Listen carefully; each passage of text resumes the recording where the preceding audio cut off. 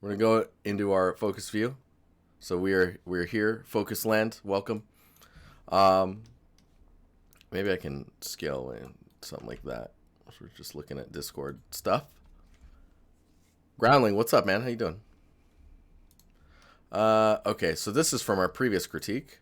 I'm just gonna unlock this frame. We're gonna shrink this down here, and then I'm gonna build another frame. It'll be right there. This one, so little hack here. If you lock this and then you click the little eye, now you don't have to load all that stuff. It doesn't load. So that's kind of cool. Miro is the new Notion. Not true. Not true. They definitely work in tandem though. You can benefit from using both of them at the same time. So, Yuri Mota. I'm sure I'm saying that wrong, but hopefully you're not offended by it. You posted, hang on here. Why can why is this not doing what I want it to do? I bring this up here. So Yuri, hello, here, hi. So you didn't say anything in particular about what you wanted feedback on, so I'm just gonna look at it. Is this the one where you were? Okay, this is a personal project working on the past few months based on, dude, cool. Dude, this concept artist is awesome. Haha, I like this. This is great.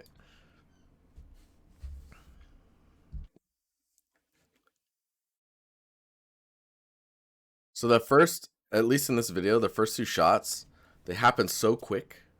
It's hard to really take it in. You know what I mean? And then you hold on that one for a while. This one's longer.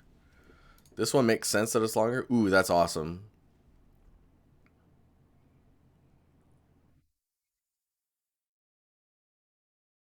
I mean, this all looks pretty cool. I'm sure there's music to this, but I'm not. I don't have. I worry to play the music for streaming and VOD purposes.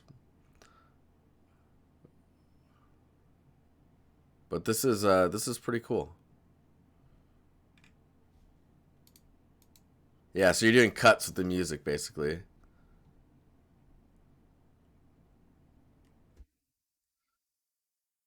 Yeah, it is a bit strange starting with detail shots for like your initial presentation. Oh, what? Dude, look at this. Oh, that's cool. No way. Right in the end there. Dude, that's crazy. I appreciate you feeling like this should go in here. Oh, wow, D-Zone. I need to update that logo. Holy cow. Um, okay, so some initial reactions. Overall, looks pretty cool. There's some decal work that looked pretty good. I think it's edge decal stuff. This part right here. Oh man, I lost it already. This one. So you can see under here, this feels really thin to me. I feel like there's back facing that's not blocking, but if it is open, this just feels really thin. So it's like kind of flimsy feeling. Um, Compositionally, I mean, this all looks really good. I think when you follow the concept, right? If we look at that, this concept's pretty cool, and I think you did pretty well with bringing certain parts of it to justice. You know, bringing it that quality, bringing it to justice. You brought that building to prison. You know, yeah, take that building. No, but I shake everything. Holy cow! It feels like the piece. Now you'll notice in the concept as well. It's pretty muted. The law, it's pretty muted on the like the surface detail. Right, everything's pretty matte in its finish. You'll also notice, like if we copy this, let's bring this into Photoshop. Kill this one. Discord critiques. Let's paste this in here. So I'm gonna just sample inside of here because the background is white. So what I want to do is just look at the histogram inside of this space, right? So if we go and we look at the levels on this, you can see, I mean, it's not as muted as I was expecting it to be. I guess with the background, maybe it would be.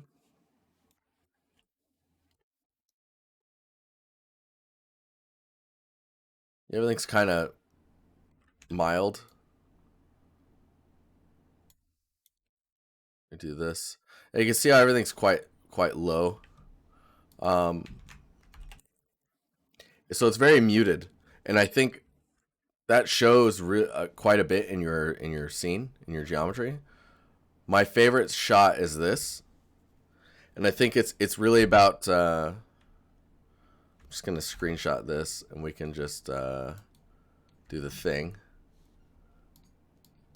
Let's close these out. It's this one. Bring it in here. There we go. Okay, so when I look at this shot, some of the stuff that it really sticks out to me are like these straight lines. Oh man. All right, I'm just gonna do it with my mouse. You gotta watch out for the straight lines, and think about how you can kill those straight lines.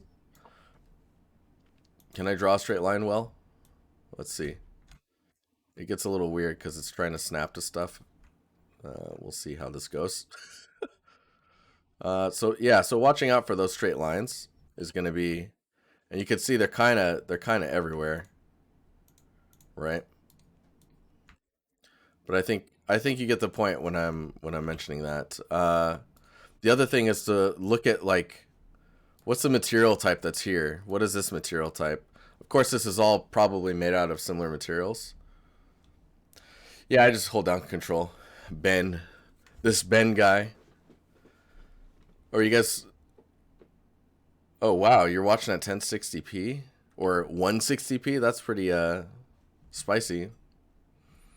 It's like Lagom resolution, just the right, just the right amount. Uh, but thinking about what the roughness is of this, the roughness of this egg, like maybe the white of the egg could be a different roughness. The bowl for sure could be something else. Getting that variation in roughness is really going to push the materials separately from each other. Nokia resolution, nice. So I think that's the major thing I would highlight. The other stuff I guess would be like making sure that you get some like decals in there to kind of get some aging or connection. I almost say connectioning. Get some connection between like where this bowl is and where everything is under it. Like not only shadows and ambient occlusion, but like what happens to like when it rains? Where does the rain build up? What does the dust do? What is the like? Where does water pool and then dry and then you get the stains and like all of that stuff? You can show that in textures through like on a mesh like this, maybe through a mask process or just in a unique 0 to 1 with that. I would suggest mask, but you know. So keep that in mind. The next one, let's see here. Let me just click this one and see if it opens. Yeah, nice. Okay, I'm just gonna click a few of these open before continuing with the next one. Just to get these in the queue. Okay. Copying image. Let's just throw that down here. Hey, look at that. That looks pretty cool. Okay, so in this one, CrossFit, thanks for the opportunity. Hey, no, thank you for posting, man. Maybe mounting under the bowl. That's a great thought. It's just like anything to help sell like how things are connected, how they interact. That's a great idea. Like little metal mounting pieces that hold the bowl in place, stuff like that. So with this scene, this is pretty cool. You didn't say anything in particular for the critique, so I'm guessing it's just like the overall composition. If we just like let's frame it up a bit. Let's do some framing here. So if we get this frame, Let's just give it a nice thick border here so we can get our orange. Yeah, I think orange is going to be the good one. Um, Understanding where you want the viewer to look, right, is going to be important. Of course, it looks like it's here. You've got another circle here, and then we've got this. You know, when you first drag one out, it just doesn't want to do the unsnap thing. You've got this plane here, and of course that gets broken up by this stuff here, right? There's a bit of separation issues going on with the mountain ranges that I always kind of try to highlight with people. It's like you can see this one back here is pretty far back. This one, however, is really close. Getting that separation, that distance is really going to help. The other thing that I would say is when you look at this this overall picture, you're getting a very it's very busy. There's a lot going on, right? You've got this line here. You've got the big spherical shapes. This is all right. Shader wise, it feels a little strange. Like there's this hard edge to it. Like working on the shader to kind of get that. How would you say it? To get the edge to look or feel more accurate of like what you're trying to do. I can't tell if it's glass, like a big glass dome, or if it's like an energy surface that's happening there, like a force field or like an energy pulse. The other thing that really needs to be highlighted, man, these are cool. Those are pretty cool. But using those to frame, like if this is animated in your end results, like taking this one and having it like blast out in the corner as the camera's kind of pulling in or like moving forward, just like woo, you know, and then it slowly like fades back out of the shot. This could be much larger, but when you look at all of this, it's very busy, right? There's a whole lot going on. I definitely look at how other movies, films, TV shows, concepts, how they're composing a scene where a majority of it is lava. Dang, that one's cool too.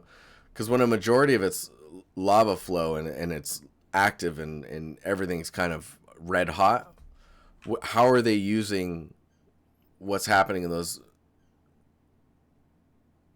A mainstream through the lava would look nice. Yeah, because it's relatable, right? You're like, oh, it's like a little river stream thing.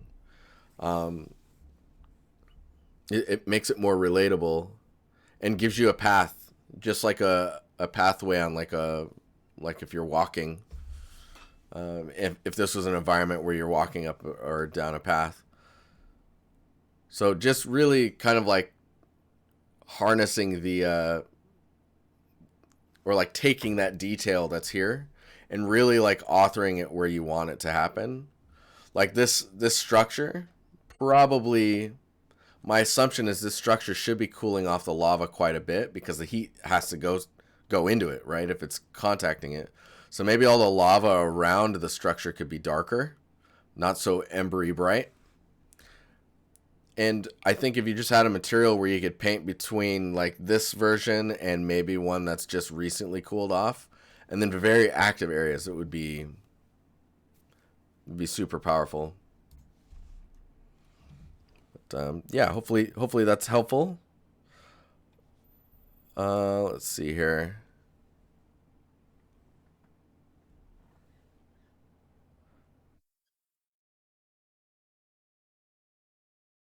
What are we looking at here? I love to get your crit on my stamp machine. Oh, you're from the game assembly. Wait, did we chat already? I wonder. Let's take a look. Hey, no problem, dude. Here we go. 5 kroner. Not bad. Not bad. Oh man, this is so relatable to everything Sweden. Um, that's pretty cool. And there's some little things here. So you're really pushing material interaction, like where rust is happening, how scratches, like where the scratches are, how everything's interacting with with the other piece. That's really good. It's quite dirty. I'd say maybe too dirty, or there's too much of the dirtiness is in the albedo. So like you don't get areas of rest naturally just by the way that the lighting hits the surface. Um, it's not too. There is some repetitive like dirty scrape patterns or something happening in the roughness. That's a bit. It's repetitive, so you don't know what to do with it.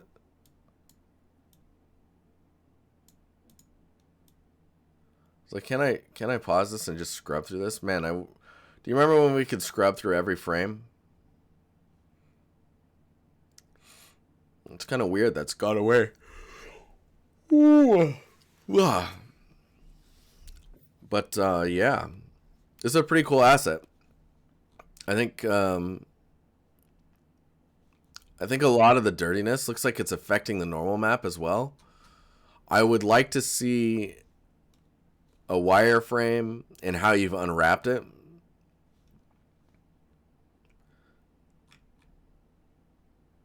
Because this all looks pretty high res, and there's some tricks as to like this pattern here. If this was tiling information, you could get away with like having quite low res geometry or quite low res textures, and then you've just got tiling elements inside of the materials. Again, with the way that it's damaged, it doesn't really feel like painted metal, so really keep that in mind. So less is more approach, definitely.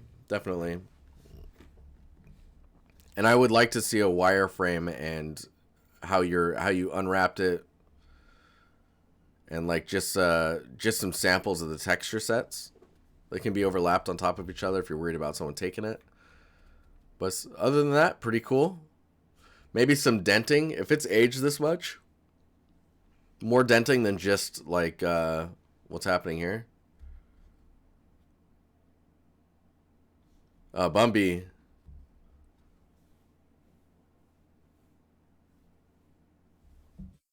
Yeah, man. I see you. On point. But pretty cool otherwise. This is really a really interesting asset.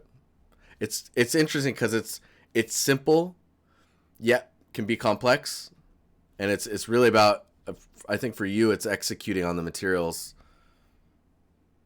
Instant connection. I feel it. Do you feel it, Bumby? So next up, Piran. Yeah, stickers are always nice. Whenever you can put stickers somewhere, you get a different roughness value. You know, you get a lot for free. You snuck 3 in here, sir. So, hi, I would like to get some feedback on the presentation of these materials. How do they read? Is there any amount of contrast, light, and shadow? Do you have any other feedback about the materials themselves? I'm happy to hear that too. Thank you. Mostly interested in your thoughts on the tiles and amps. Discord just didn't put them in the right order. Right. So with this one, what I'll comment on, oh man. What I'll comment on right off of the bat is these pieces, this bit amount that comes out feels really large. I think if they were maybe smaller, it would read a little bit more intentional or natural. I also feel like maybe it's happening too much. I don't know. On the sphere, it feels like it's happening too much, but when I see it on this like cylinder shape, it doesn't really pop out the same. But it looks like you got a light here. You've got a cooler light over here. Let's see. You're doing something similar here. Needs bird poop. I mean, As deep as your voice. Bumby. Oh, I'll show you deep. I'll show you a deep voice. So, when looking at this one, this material, I think really pushing the color of the lights could really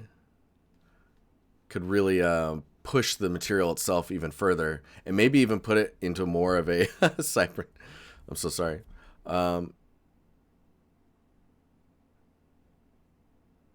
Your boss would get pissed. That's amazing. Optimus Prime. Yeah, like concert lighting. So like if you have like a hot colorful light here and then a cooler light back here like usual, right? But like concert lighting, that could look pretty sick because you think about like if we copy this one, we bring it over here.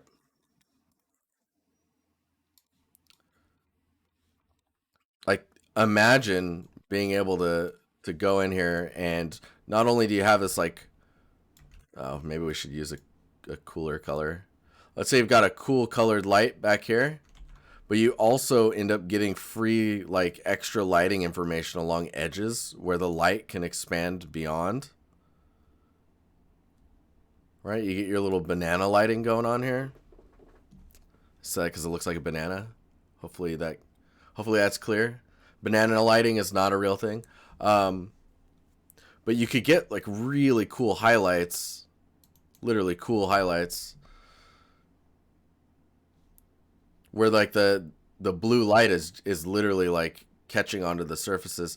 Like it would even show up if it's strong enough. It could even show up in here, right? Which is so interesting by just how the surface would read. Professional language. What's banana lighting? You don't see the banana? It's about how good I can draw a banana. So,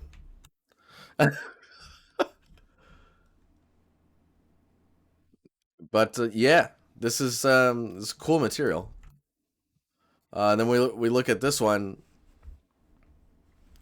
This one I also feel um, it's nice that there's height variation in the way that the grout is kind of popping through between the tiles. Cracks aren't too weird, so that's good. Usually, when I say weird, oh no, Ollie's always clipping me. Um, Whenever you see cracks, they usually look very artificial or intentionally placed. Oh man, dude, I'm yawning again. What is this? What is happening? But with the grout, it looks like it doesn't feel like it's popping through in the way that you would expect it to when you push down on these tiles. And like to me it still feels like there's this plane that's happening under it, and then you also have like the render of the tiles on top of it. So it's not convincing me enough yet. Maybe it needs to be a little bit more rounded where it feels like it's squishing up from the like if we go here. Oh yeah, this area is perfect. We'll just grab this. So if we look at this piece from this type of view, like you can see this is kind of rounded. Let's give this a different color. Like that's kind of rounded, and then it goes out to this line, and it dips down. And dipping down is all right, but it feels like this whole chunk here is just flat, whereas like you would expect everything to be pretty rounded when it kind of comes through each of the crevices. Jeremy tired. Jeremy sleep. Can you just passed out? But these materials otherwise look pretty cool. The roughness of this is quite reflective. Like it's pretty shiny. Might be worth getting some variation in there. It looks very like almost single tone. You've got some information happening here, but just really like break up that like all the little pitting and stuff that's happening in there. Think about those little pits as like dust or sand gets into them.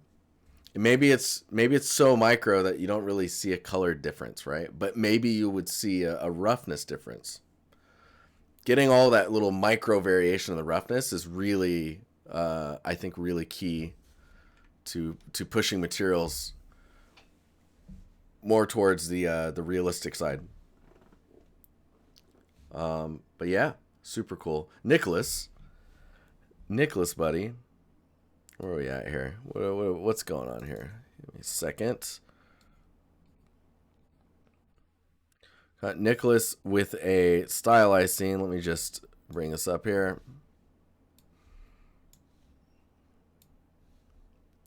You also linked something else. I made the assets, table props, chair, pretty much everything on the second shot, which is this bad boy. And made a little environment with some Unreal modular assets. I wanted to know if the assets are reading well and if the overall scene. Thoughts. Thanks, Jeremy. Man, the yawning is real. So, looking at this looks pretty cool. Right off the bat, I'm like, yeah, looks interesting.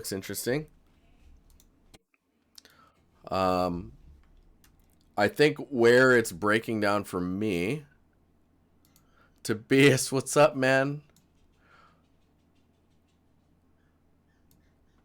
Or should I say Tobias? Let's see if we can't copy and paste this over. Okay, so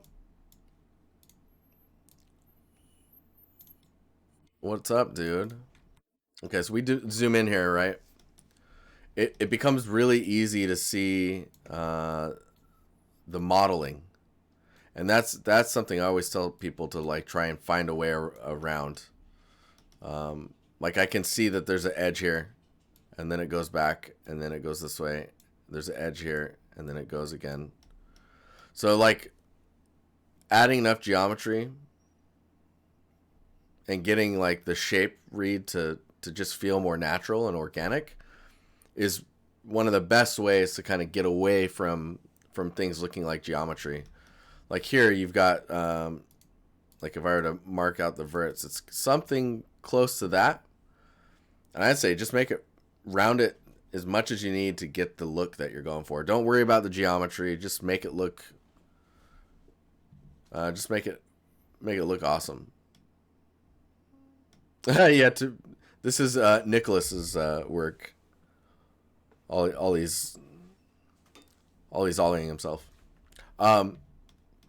There's some contact issues when it comes to this feeling like it's floating.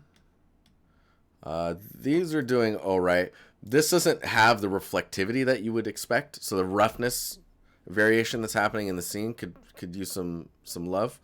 This doesn't feel like it's got metalness in it, and maybe that's the style you're going for. Just something I'm noticing as well. This probably would have metalness on it as also. This detail's feeling pretty good. The candle looks pretty good as well.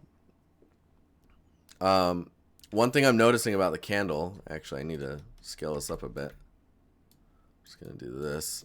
One thing I'm noticing about the candle, so I can zoom in a little bit more, is where this edge is. Like you've got this edge, and then it goes down, and you've got this normal map information, and then it goes back up. You really want to like make this melting feel like the candle's a part of it. So instead of just doing this, you want to go out further, right? And maybe it's happening and it's just really subtle. See, and then you go back in. So that way it feels like it's all part of the same, like it is melting outwards, right? It's peeling away and kind of dripping down the sides. This, are these drips? Is that dripping from the eyes? Because I think if that's design wise, it should probably, you probably want to do it more like this direction. And I know it's like the shape of the candles, like like bowing out this way. It just feels like a crying candle, Pog. It just feels like it's going out to the sides instead of straight down. So like design wise, it feels very strange. We go over here, just getting the roughness of a cork versus the glass versus metal. Like those are all very different roughness types.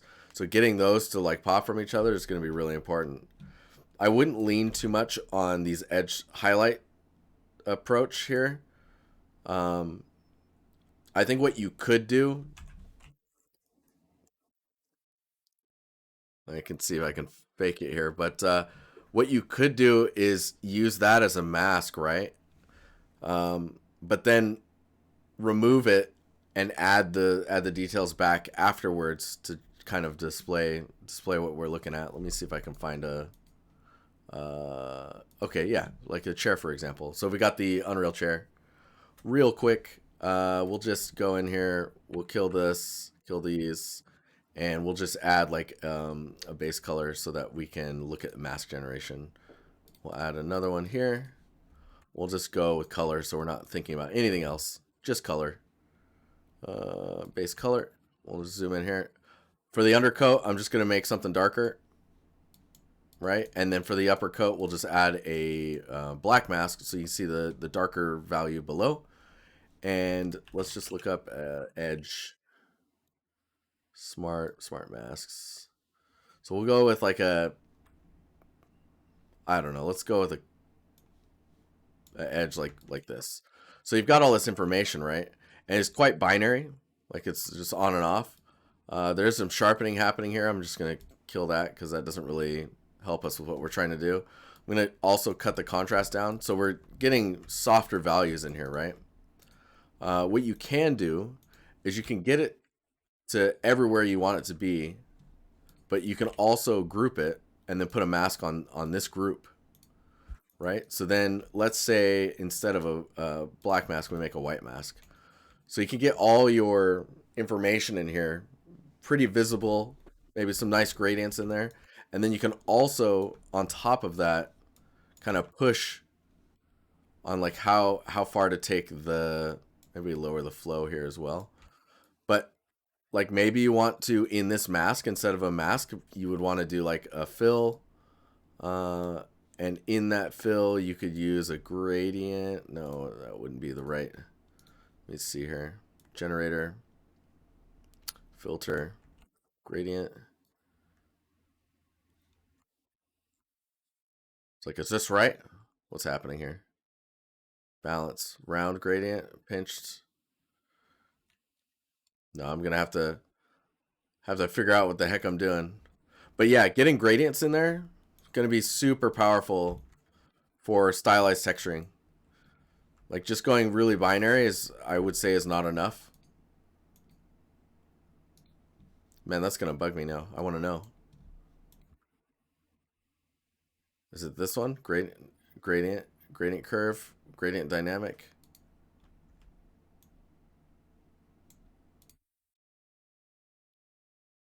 I don't know. I need to I need to look into this. It's right there, but I gotta make sure I'm critiquing all of you guys. But yeah, these edge highlights are very uniform right now. There's not a lot of gradients happening between all of the surfaces themselves, and there's not really a lot of differences in the materials. Also, with the pieces of paper sticking out, don't go too overboard with that because it can look very stylized really quickly. And make sure that when they are sticking out, that they're not evenly separated from each other. These three, just at least from this view, look like they're all kind of like at the same increment as you go down. Uh, Other than that, I think it looks pretty cool. I would vote for lowering the brightness of the lighting around the environment so that all of the warm lighting is focused on the table. I think that would go a long ways for you. But super cool. TM951. Hi, I'm a beginner. When it comes to car modeling, here's my best car. Let me see here. So I don't model cars, just as like a warning. But don't worry about geometry. Like, let your car go up to 1 million, 2 million, 5 million if you need to. And don't think about it as a number you're trying to reach. Think about like where you're trying to put these curves, right? So like if we do this, like looking at this curve, where are we at here? And understanding where you're putting it and how it flows to the back of the vehicle. Right? These are the things that are going to be, I think, really important to understanding the overall flow of the vehicle itself. See, like, does the line go all the way down here? And then this is all kind of following the flow of the... Oh, man. Let's see here. Like, does this spike up at the back here and then go back behind the wheel? I think it does. But really, like, concentrating on those flow lines is going to be key. And not having really sharp edges is also going to be really, really important. Because vehicles just don't tend to have those, like, hard edges. Hey, Nico, have a good one, man.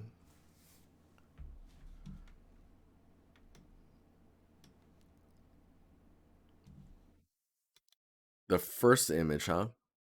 All right.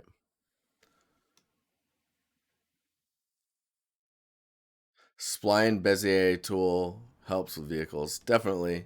Yeah, because you want to think about the flow and the shapes, the negative shapes and the positive shapes. Like where this cuts and like comes back over. How far does this stick out? See this little edge here? Really pay attention to like these cut-ins. Like you're doing a pretty good job here with this part sticking out. Or like going inwards. Is this what is this? Is this Nissan? Nissan GT? I think. I don't know.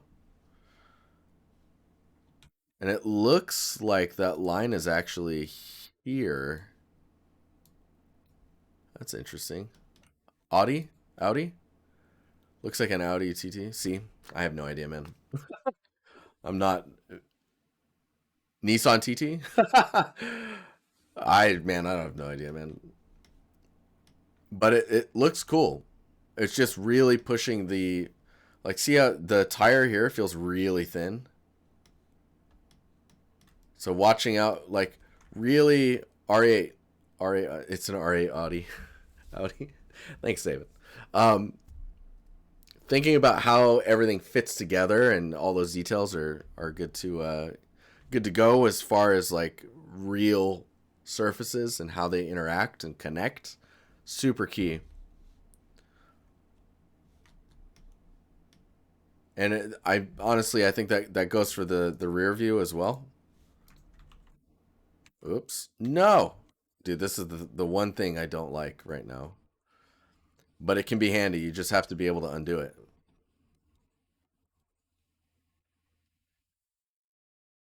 I'm raging right now. This is rage right here. You're seeing it. Is this gonna work? It says no. It's going in reverse. Oh my god.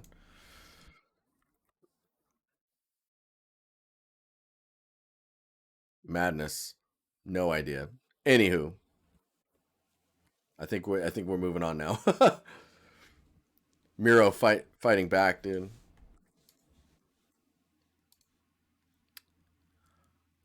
Cool. Oh, also, Adrian, I would actually love to hear some feedback and critique on my Dynasty Christmas challenge. Oh yes, let's bring that up here. Here we go. So you did an amazing job. All of you guys did. This is honestly quite crazy. So I would like to hear some feedback and critique on challenge props. Um,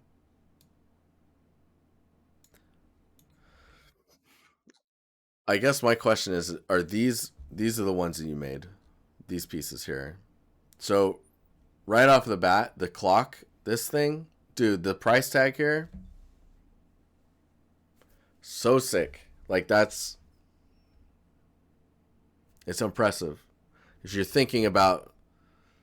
like thinking about the meta of this clock being at a store being bought. They don't even peel that off. It's good. The style of these assets works for what you're trying to do.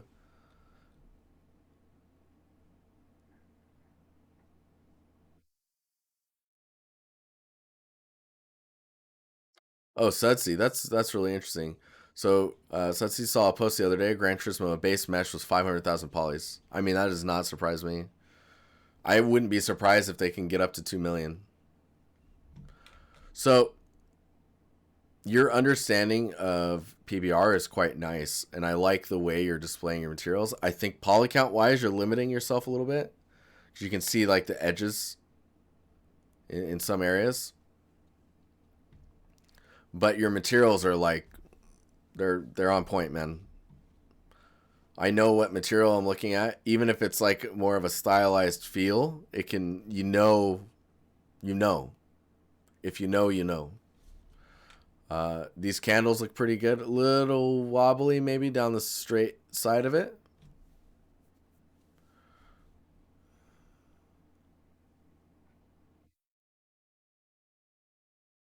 Dude, assets always get close ups. Especially when they look so good. You know what I mean? These paintings look great. The way you did the wood frame looks really nice as well. I'd be curious to see the roughness on this painting, because I think in order to do a really nice, it depends on the type of paint, right? But I think if you're able to isolate the values and then just use the values in the painting as a way to separate the different types of paint or the different colors of paint, you could do slight variations in the roughness, and that overall will create this like crazy different type of surface on like how it was actually painted. This asset is really cool. Use Blender for this. So you modeled that out, low polyed, baked, textured.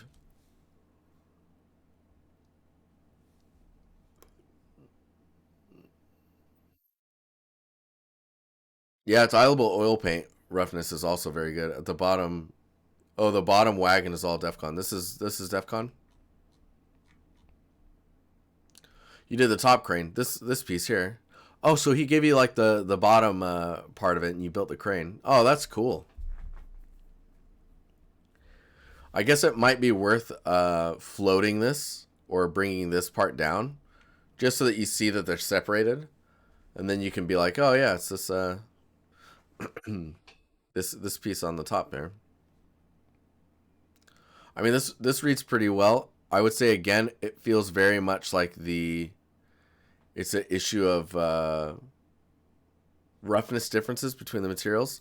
Like when we zoom in here, these really small details, like you see these little tiny details.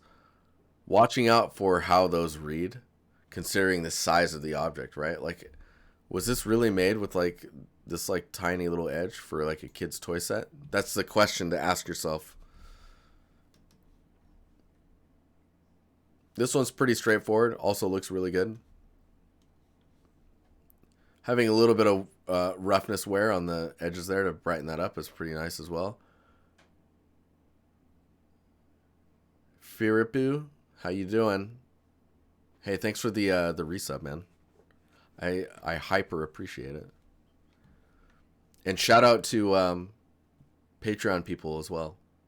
I I I said it last stream as well, but it I always forget, and I'm like, yo, Patreon, you guys, the guys subbing on Twitch, super cool, and I really appreciate it. Um, but yes, so your materials, they're on point. They feel good. They feel real good. A lot of the times it tends to be when it comes to it looks like when it comes to scale, or you're worried too much about the optimization. Dude, what? So yawning. Oh my god. When it comes to optimization and the scale of an asset, that's when I think stuff really starts to can get a little screwy. And you can see the poly count here is very low. Maybe you're just hungry. Do you yawn when you're hungry? Thanks, Cheese Whiz.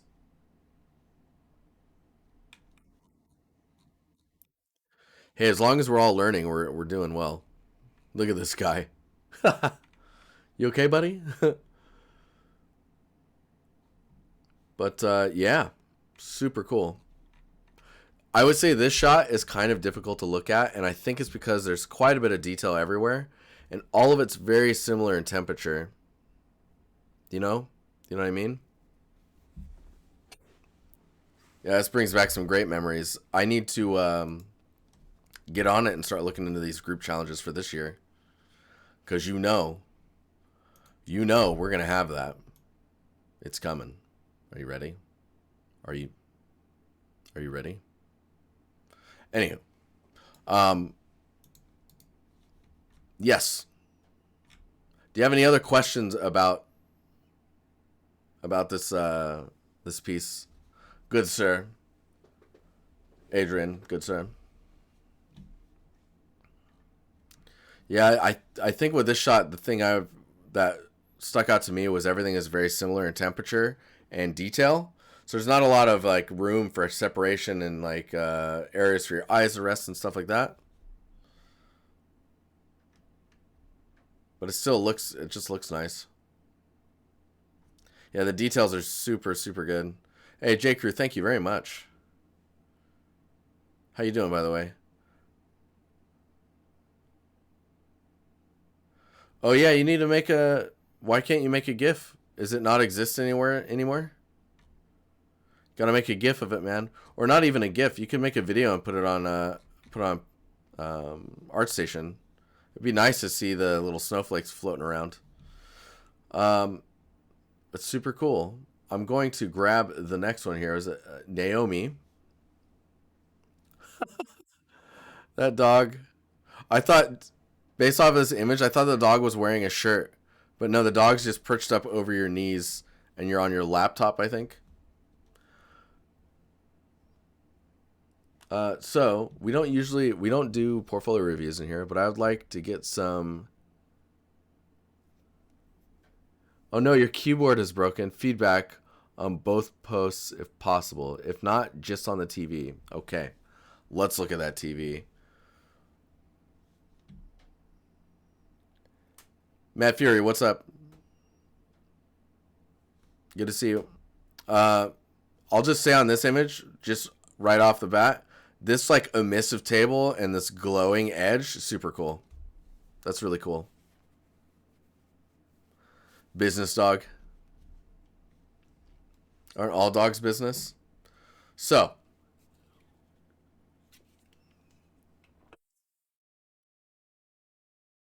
let me take this in real quick here. Don't remove screws. See notice on the bottom.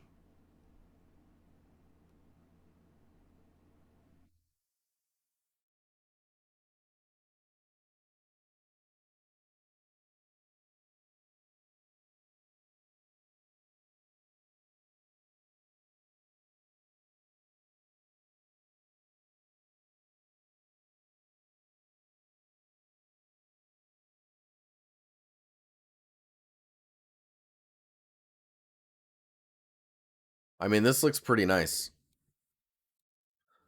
in all honesty.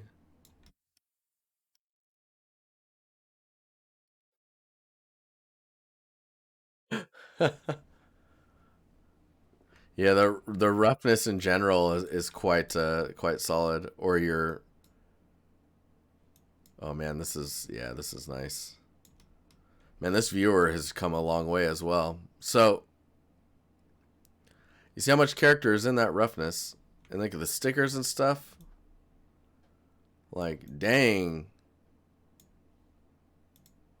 Let's check out that base color. Base color's pretty nicely muted. Oh, when you need darkness like this, I just give it the same color as the metal, and then use ambient occlusion and make it real dark in there with the ambient occlusion. That's usually the best way to get the darkness you're looking for. Also, the ambient occlusion on this angle is quite this is quite dark for AO, because if you look at it from back here, you really want to localize your ambient occlusion to the little crevices and details there. So you're probably going to want an angle of like 180 maybe. Yeah, the resolution of this looks pretty high res. Not going to lie.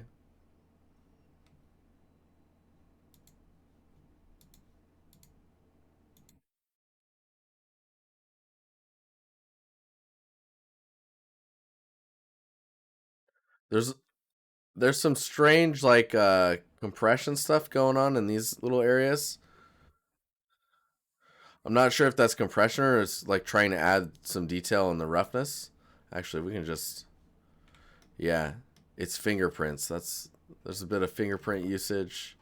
This is nice too. There's a lot of attention to detail that you did in your roughness, which is great. It really shows in the final render. Uh, so be proud of that. Do they add detail normals in this viewer yet in Sketchfab? Because they need to.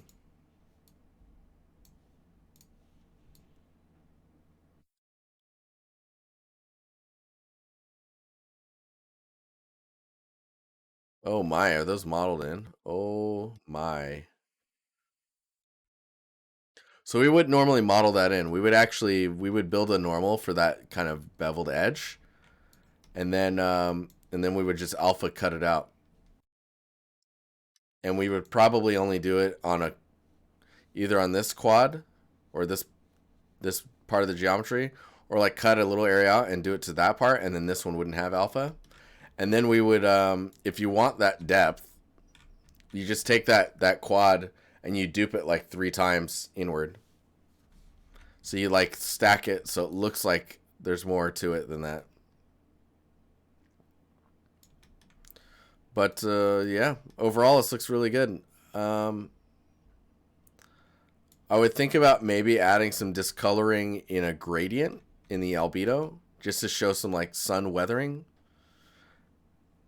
And that's probably it. This looks really good.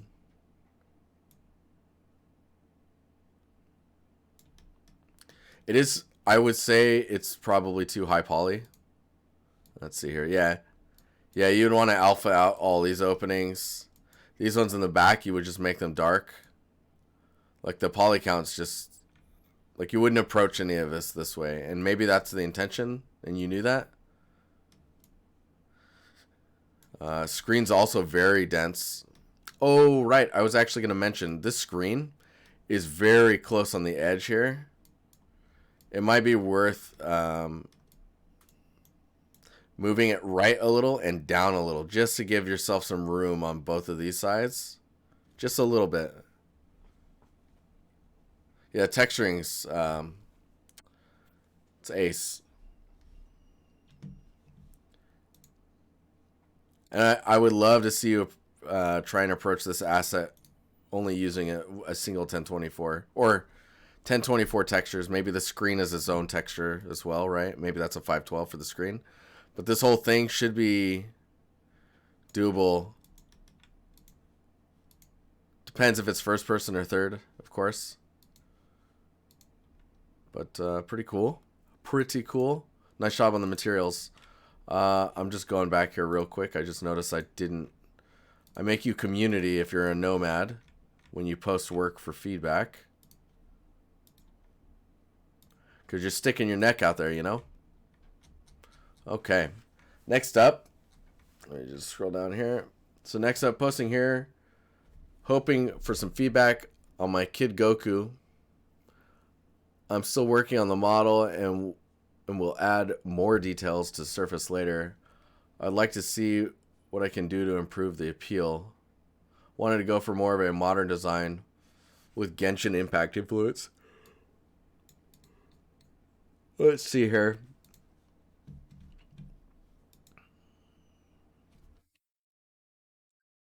So honestly, I don't see too much things to improve on. The back of the head where like the hair meets up.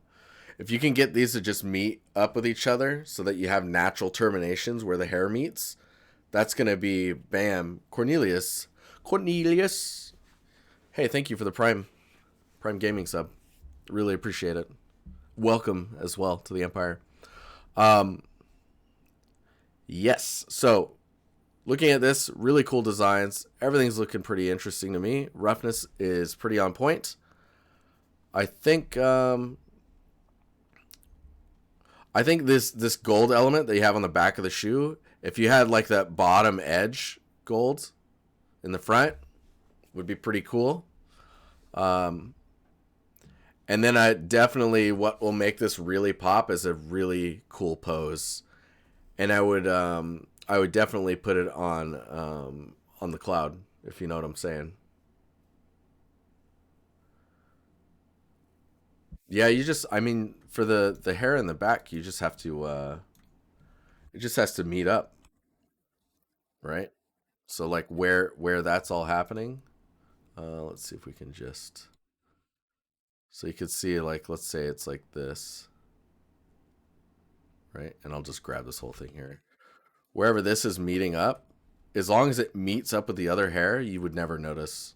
You wouldn't notice the difference. Um,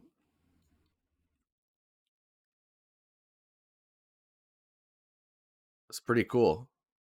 Just getting it all to like a point. Maybe this like comes in all the way here, right?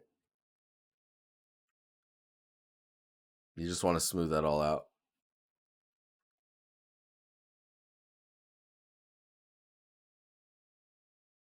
Because see, once it meets, it's just fine.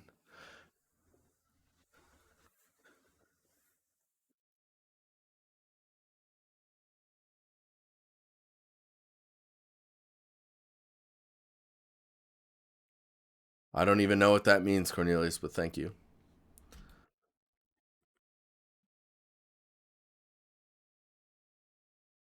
Okay. Color palette also is very good on this character, I think. Some nice details going on. If you need anything to pop, it's going to be maybe like the gold elements that you have here. And maybe getting like a nice gloss on the eye. But I like the ranges that you're working with in your roughness for this type of model. So it's pretty cool.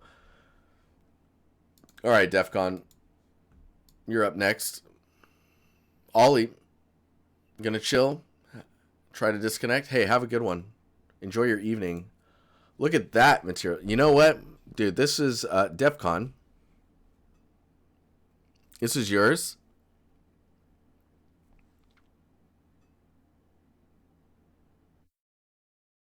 Amazon Prime. Oh, Bezos.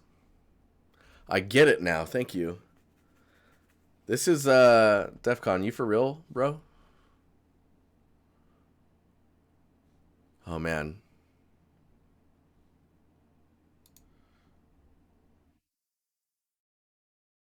this is like so.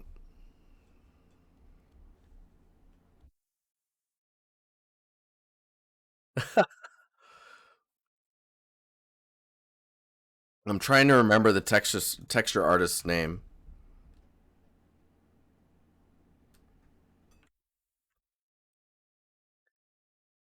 I can't think of his name. Lone Wolf.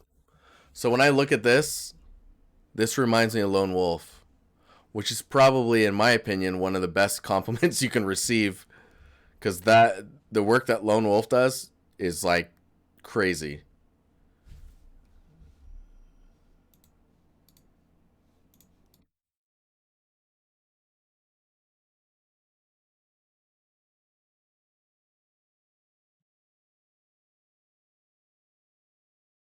Yeah, it's got some Rick work on there for sure. Defcon, you got a link to Lone Wolf?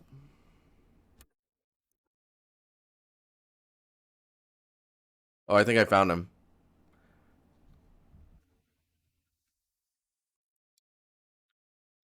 Because this is the type of like. Do you see it? I see it.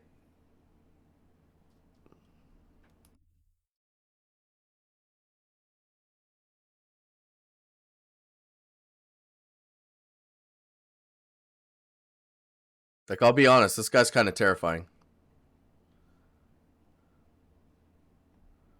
and this feels like it's in that same kind of territory.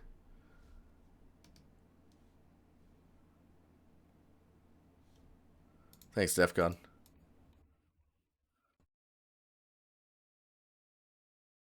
Super nice, man.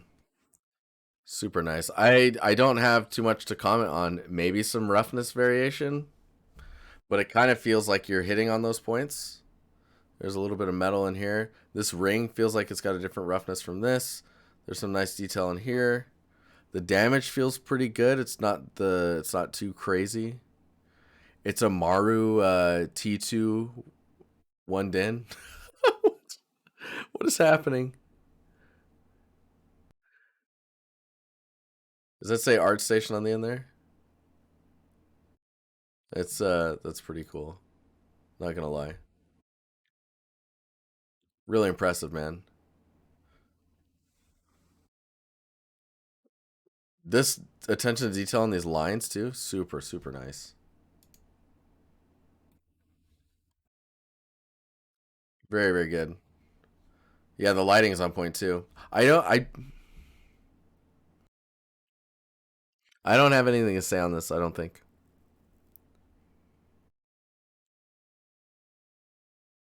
Because I can tell you're looking at reference because the roughness differences are probably in line with those references.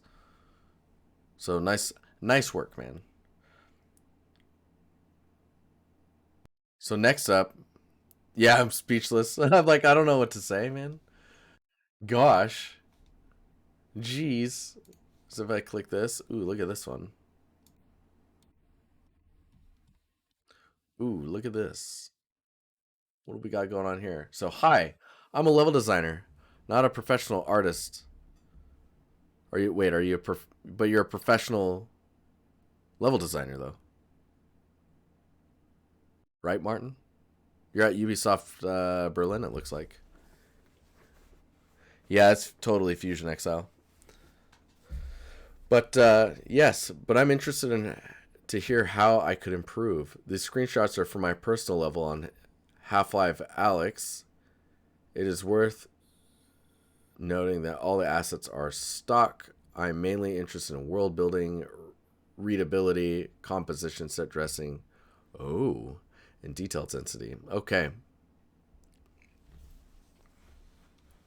So this first image is pretty good, I think. There's some nice layering in the distance, so you feel like you're in a bigger space. So that's really cool. Um, I see a clear path heading this way, and the reason I want to head this way is because of these pipes. So maybe that's intentional, maybe not. Yes, I'm a professional. That's awesome, man. um, there's also a room that's looks accessible because of the stairs, so that's kind of interesting. Uh, but nothing is like sticking out and going like, "Hey, I'm not supposed to be here." These are kind of weird. What are these? Are these from Half-Life Alyx? So once I get past this vehicle, I don't really know where to go, and I think that might be the first thing to look into is seeing like a clear path to head towards something that you're trying to get to. Uh, yeah, I think having someone standing in this window would be pretty creepy. You could have the pipes. You could move the pipes behind the doorway with the blue light. That's a that's a that's a strong call. I agree with that because yeah, if you grab this, we bring this in here. Is this gonna? Yeah, cool. Yeah, if we just go in here, we'll just fake that this is like this now. Like look how much that does for noticing the building, right? So if you were to think about it like that, I mean, I wonder if I can just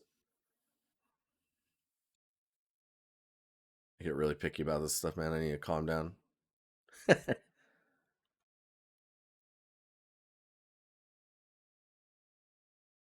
Yeah, so I mean, if that was doing that and then the pipe work, maybe if the pipe work work went this direction, then you would get the sense that you could go this way or you could go this way because you're following that direction or this direction. You know what I mean?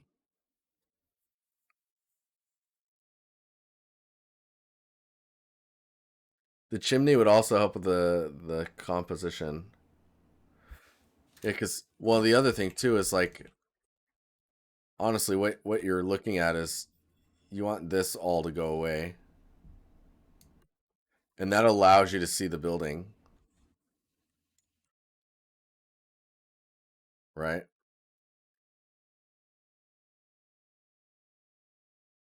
Just gonna that allows you to see the building,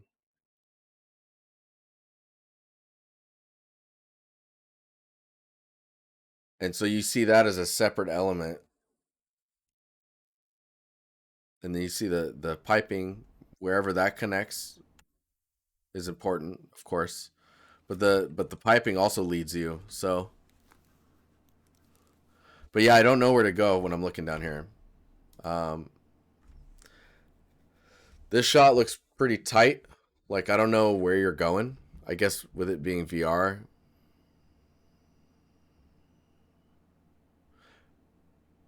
you feel like it's hard to judge the layout with that screenshot. You're starting in the green wooden building, overlooking the area, then moving towards the building with the blue tarp on top.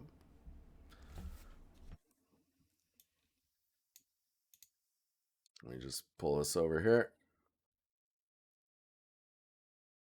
I did not. That didn't work for some reason. Trying to grab a link. Oh, it's all good. I mean, we can look at these. Oh, dang, that's cool. So this looks pretty. This is a pretty tight space. As long as you feel like, I think lighting wise, it looks like you've got opportunity to go this way if you need to. Um, it's very narrow, but I like the placement of the puddle. The character could really use a light on him. Like really use a light on him. Like if we go here, let's uh let's just grab him. Can I can I do that? Can I do like this? Will that work? Look at that. Kinda.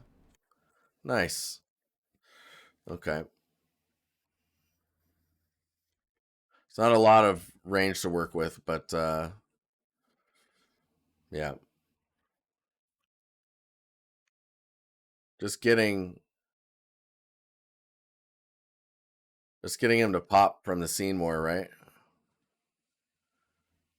1 minute clip from the let's see.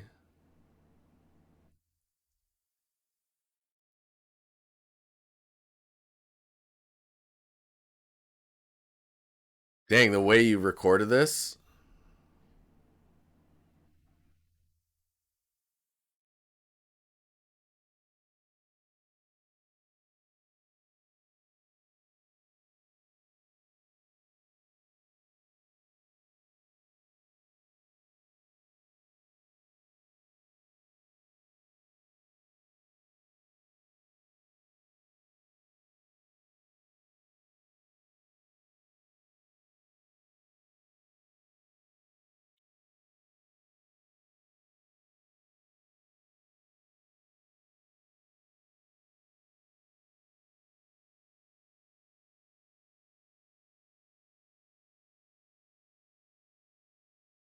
that is really cool, man. I mean, oops. I'll just close that.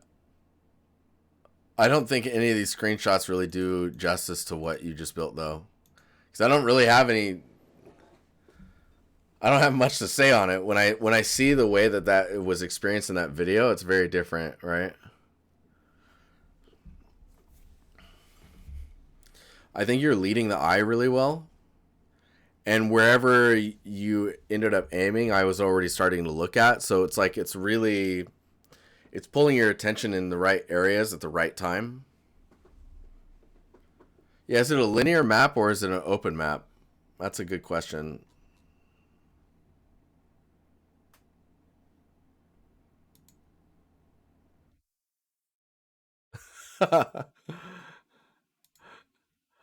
I just read something in the Discord and it made me laugh. But I don't. I mean, I don't have much to say on it, man. Linear, but the combat area is a bit more open. Yeah, it kind of feels like they can come in from all around you, which is really cool. Compositionally, this one's quite strong as well. It's ominous, but there's enough information to see. It's not too dark.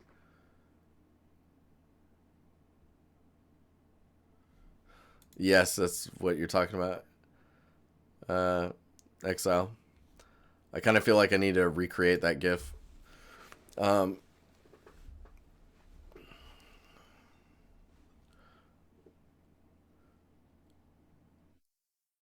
but yeah,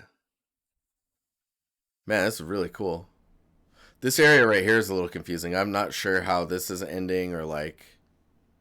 Yeah, there's a lot going on there, but this is pretty cool. Pretty cool. This is crazy too. Man, I feel like we could sit here and dissect it a little bit more, but we should keep moving. Um, Jeffrey from Adobe is next. Man, super cool. Look at this. Kind of has raptor vibes. Man, this looks really cool. I'd love some critique on the secondary shapes. Is it ready to go to tertiary? So, secondary shapes, I would say the wrinkles, these kind of wrinkly details, mainly in this area and around the neck area, feels maybe a little too loose. Like a little not taut enough. You know, it's very loose skinned.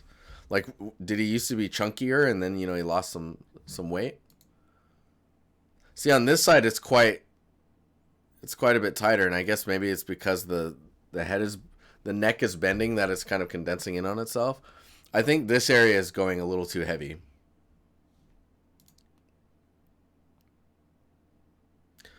The the feet area look a little bit more fat raptor after diet. the like the claws down here feel a little also a little too wrinkly.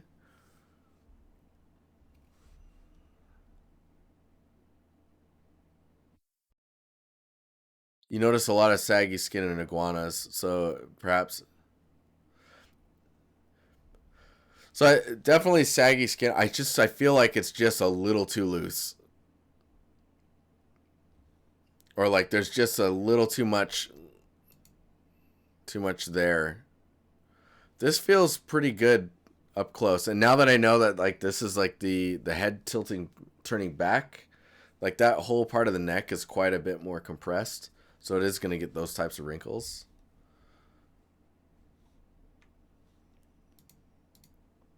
Looks cool though. What a pose. I feel like if you can get one leg higher than the other, it really will feel more dynamic. Uh, I'm sure with like posing tools inside of ZBrush, that's relatively easy to adjust. But I get that foot on like a something like a rock or something, and just give some context, even if it's just like a little platform for it to be standing on. But other than those areas, I think the other secondary shapes are looking pretty good. I think if you address like this area here, and I guess the forward left foot, it's probably good for tertiary detail at that point. Super nice, man. Just make sure that you are. Yes, you are. Okay. Rem. Some environments for my game I did recently, going for a mix of a PS2 / Dreamcast style with a modern shaders and effects on it.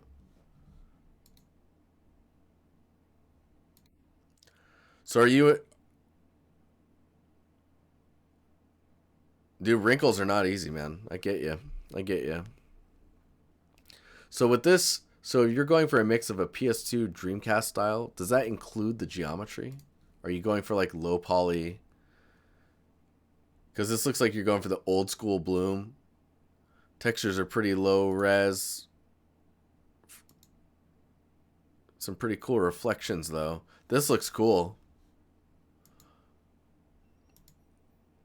So with environments like this, it's so uniform. I think finding ways to break it up is going to be important. So like if this track could be slightly darker because the tram is here or the metro is here, this side could be a little bit brighter, or one of these lights isn't working. Adding some story, some character. Dude, totally getting Parasite Eve vibes. Man, that game was good. Dude, Parasite Eve. Oh.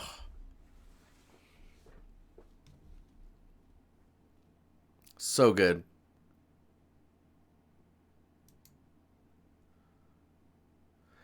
And you can see, like, when you look at this shot here, like, this looks side-scrollery. And I think getting these elements to pop to give you more depth is going to be really important. Like, you can see in fighter games, like, let's say the metro in the back would be pretty bright because of the lights above it. But it's only bright when it's there, and then later it kind of goes on. Parasite Eve 1 was amazeballs. And then Parasite Eve 2, also pretty cool. This game's played from a first-person perspective. Okay, so I feel like having something to focus on every time would be really beneficial. So, like, for example, if you're in this shot, let's dupe it here. We'll just do levels here. It's like this is already getting things to pop out a bit more. And actually, now that I look at it, I think it's these seats are the focal point. I think your range is very muted right now, and maybe that's because of the look you're going for.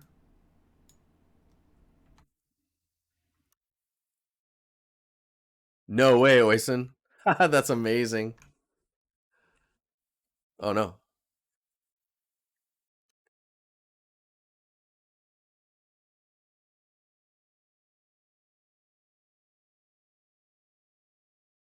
This one's like super bright. I get the look you're going for though, I think. Dude, Parasite Eve was so sick. I hope they do a remake of that game. 4 whole months? Oh, it's not too bad then.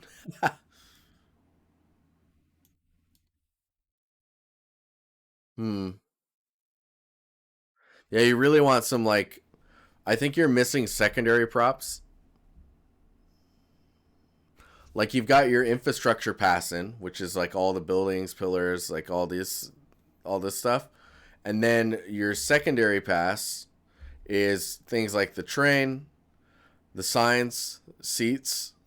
Tertiary pass, that's things like the little trash can, a little piece of paper on the ground, the little like if there's dirt on the wall.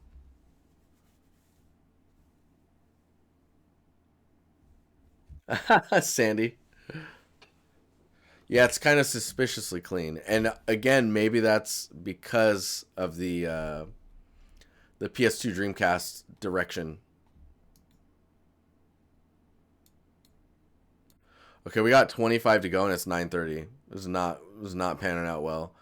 So, Hector, your latest render is something you built. This is something I really don't like. There's something I really don't like about it, but I can't quite put my finger on it.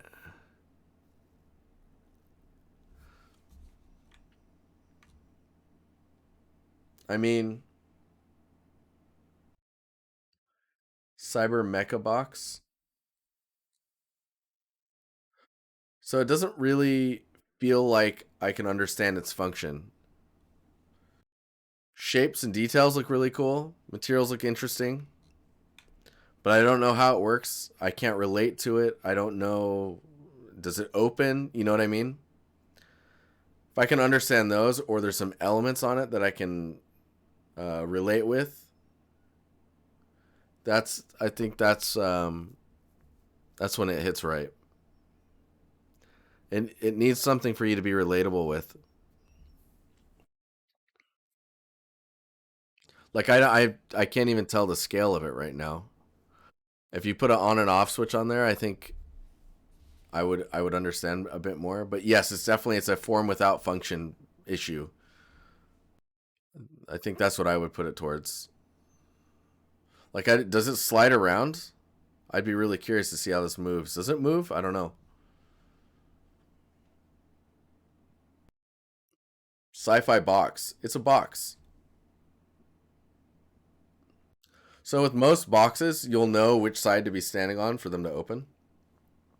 So it's really important that the front has like a very specific detail that feels presented in a way where you're like, oh, this is going to open for me. This doesn't. I think I need to see it in motion. I think that would help a whole lot for understanding the context. Yeah, some handles on it maybe, or like maybe you're supposed to press these two things and then the top cracks open really quickly, like, and when that happens, you get this nice glow coming out of the top, and then it pops open, and then you get that loot box vibe of all the stuff falling out. Kind of looks a little VR headset-y, definitely. But yeah, it's hard to understand the function. Let's Jesse, how you doing? Let's see here. Community. Boop. Raging Bull. 45-4.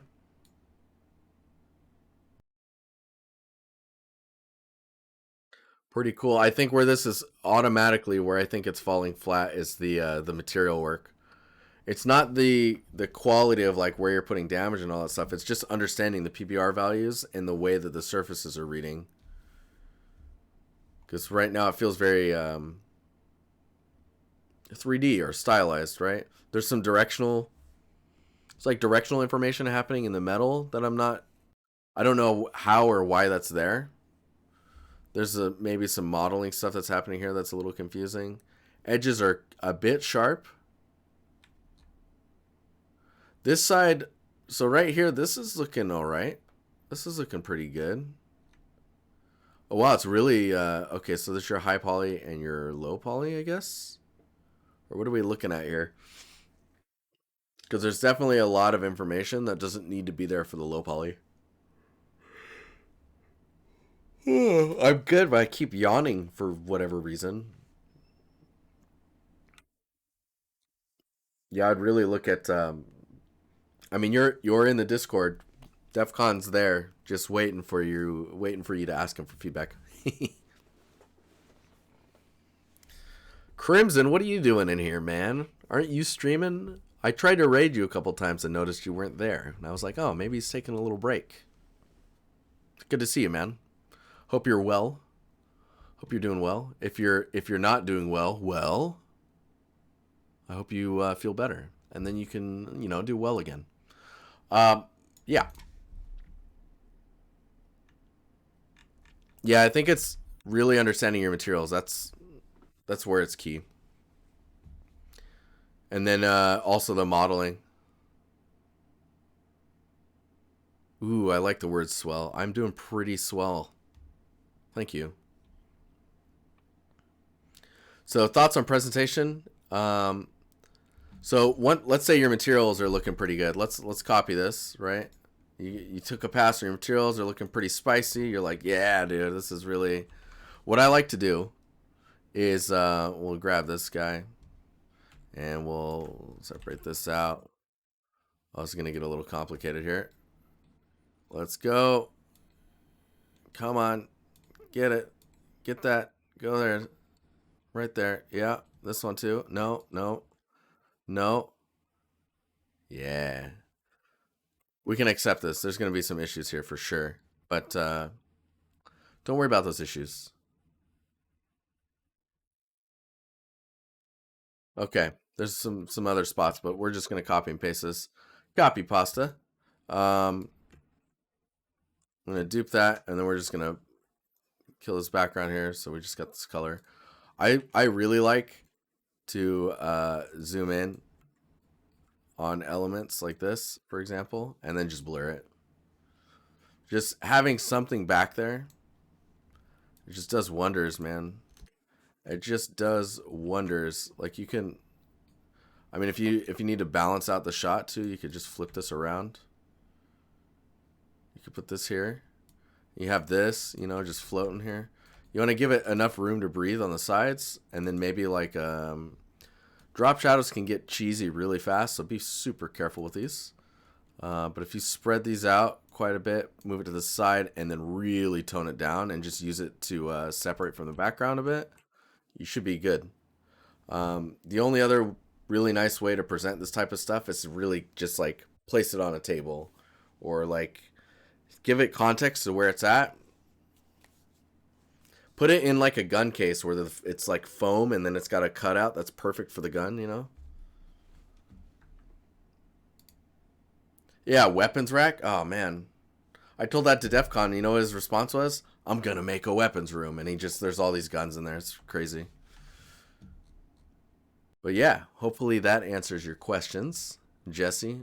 Also, thank you for posting your work. Next up, we got KL. First real finished work. All right, let's see what's happening here. Yo, look at that. Look at this guy. Look at this chunker. I love it. Let's take a closer look here. Oh man, you gotta. Ooh, putting it on a table with cloth, so nice. Like maybe some like cloth that was used to like clean the inner part of the barrel. Oh, this is pretty cool, man. Oh my God, look at this guy. Yo, too much Monster Energy drink. So, pretty cool. For your first piece, pretty nice. Some things to think about, I guess, are stuff like, oh my God, look at these arrows on the ground. So I didn't even realize those were arrows. They're kind of happening in all types of crazy angles. I think if you really made it feel like they were all coming in from like the same direction, like, you know, this guy's coming out of the gate, right? So maybe have him coming out of the gate. Have that gate just like ripped open and he's just, he just, he presented himself. He's hitting himself on the chest and he's freaking out. And he's like, Monster Energy drink. Oh man, dude, look at his back. So there are a few things that are communicating a little strangely. So there's a lot of stuff happening. So now he's got arrows in his back. So now I'm confused. Like, which way was he heading? For the droplets that are on the ground, maybe instead of putting them in the texture of the ground, put them in alpha cutout and just float them above the ground. You'll get a much nicer resolution for like where those are happening. For this type of detail, like if you're going for metal, keep in mind that your metal values, like in the albedo, need to be quite a bit brighter, and it'll look more like metal. Be careful with going too busy in the normal. Some details in there that are feeling a little strange. These like droplet areas, I would just go with an albedo and a roughness difference. I would try and avoid adding a normal edge to it because it tends to emphasize the resolution of the surface. But it's a really cool model, and I like the idea behind this. It's awesome. I kind of wish he was sitting there breathing. Like he just got done like destroying an entire army. He's like, and then he's in mid-scream.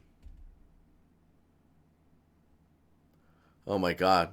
You guys making clips all day. What's happening here? But pretty cool. Oh my God, look at this guy. I mean, you can't mess with someone that's got cheeks like that. This guy's serious. Oh my gosh. Dude, this is really cool. Yeah, this is presented really well. I think this first clip of my life though. Oh, so I got you to do it then, huh? Man, it must be good. But I thought it was hilarious. All right, I'll check it out.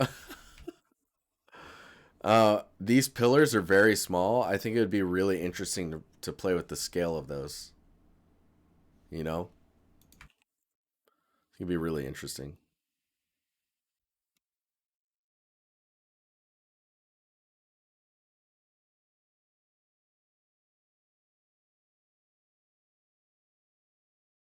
I, I just watched it. I'm sorry, I got quiet for a second there. This is really cool though.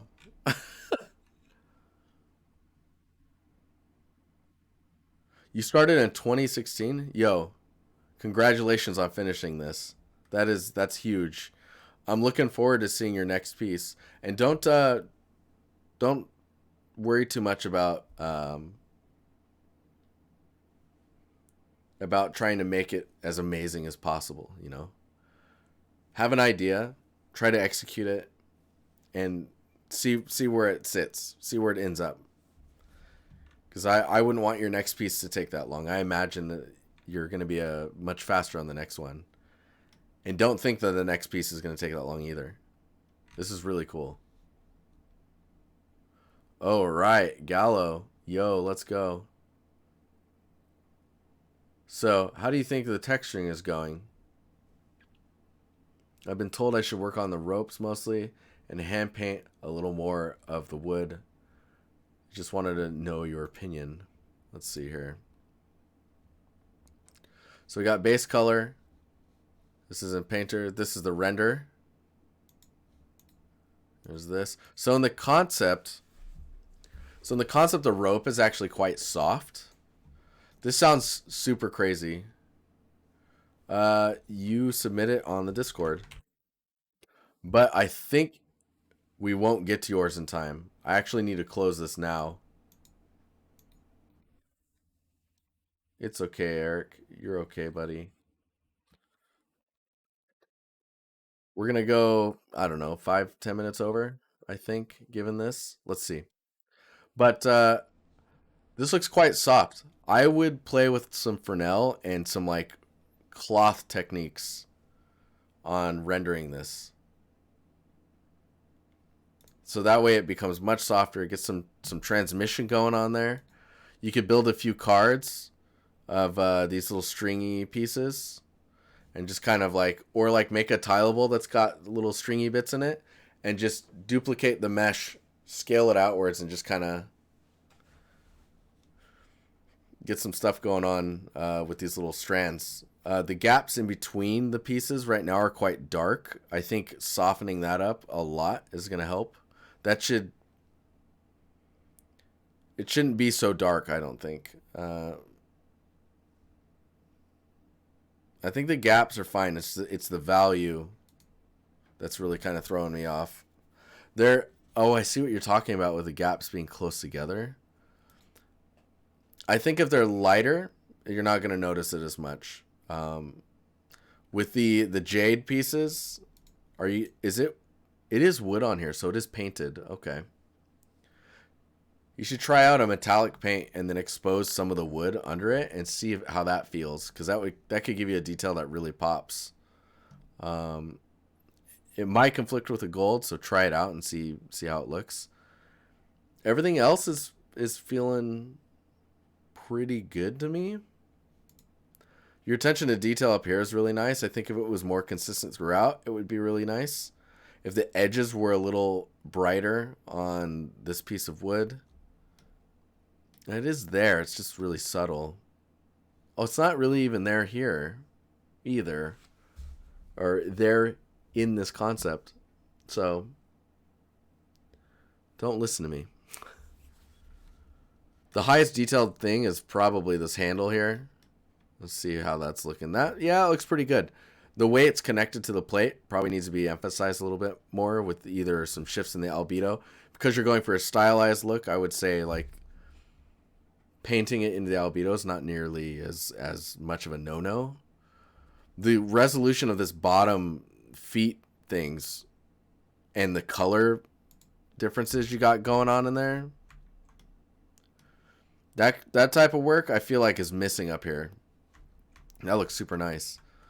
But yeah, that's probably all I'm really seeing on it.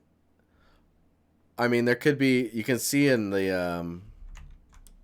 You can see in here. There's some gradients for like how bright this is, and then these edges are a little bit darker. And I think if you were to go in and kind of just lightly darken around the outside edge, kind of like an ambient occlusion, that'd probably help. It would look pretty good.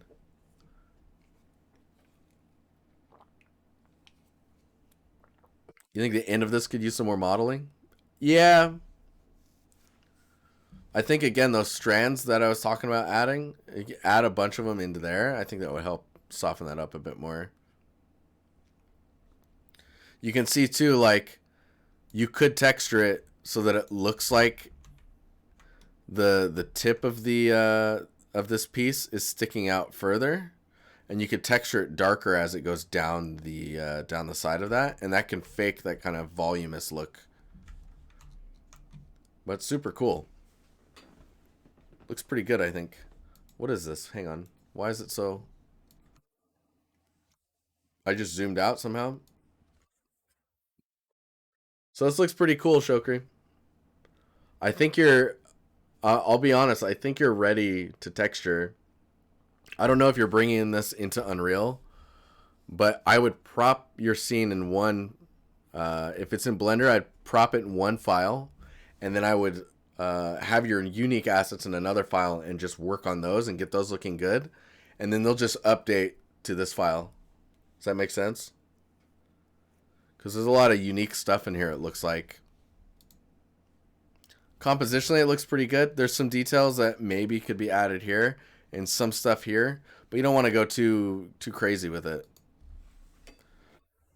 It's looking good. It looks like you're getting some time on it as well now.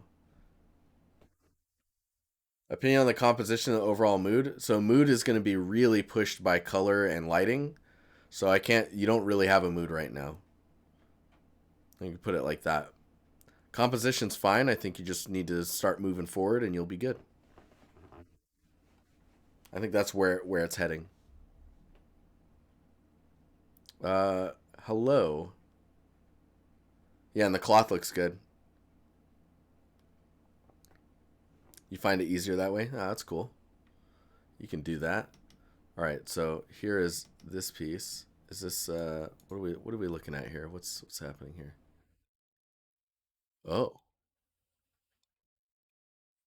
Okay, so here's my scene inspired by God of War and Lord of the Rings. What do you think about the composition, mood, and lighting?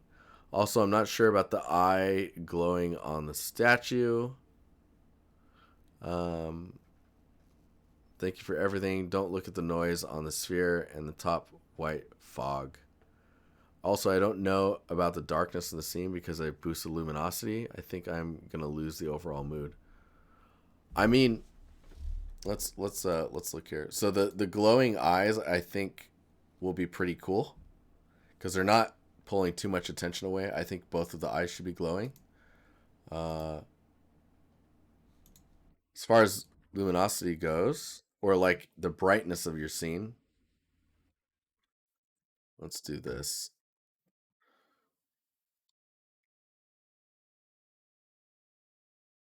I mean, this is much more balanced.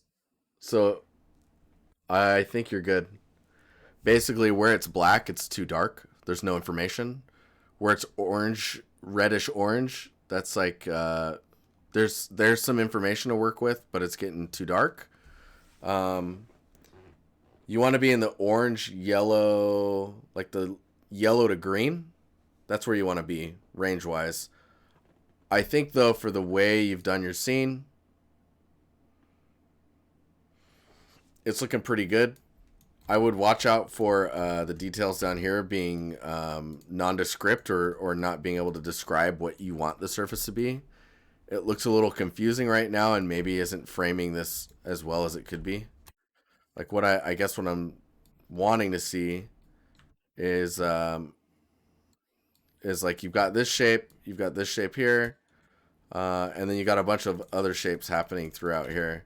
And I think what would really make it pop is you use these as framing. This is all good. You've got this. So you got some nice framing here. And it's trying to gradient out to that. So like instead of the rock being here, maybe it could be here, some smaller rocks around here, maybe some smaller rocks around here, and just leaving this pretty open and smooth so that you can focus on this.